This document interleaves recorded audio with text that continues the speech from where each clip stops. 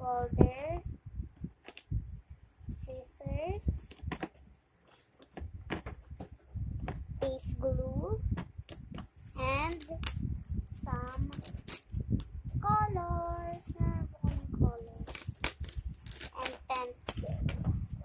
So yan, sineset ko lang po yung mga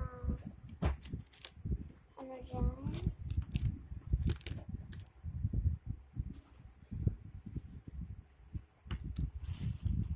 Ang baho.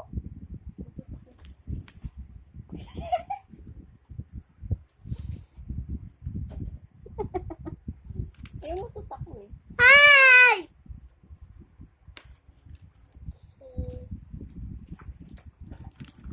Asan ba yung ito? Didikit natin siya. No. Eh kasi nakalagay dito, oh. Cut pictures from old magazines or newspapers. You may also use any available materials that you can find at home. The picture must show your, kailangan mapakita mo yung favorite things mo. Didikit mo dyan. Yung hobbies mo. Pwede ako That you mag-draw. are love doing. I love doing it. Tapos, Love doing something. kasi itidikit natin dyan yung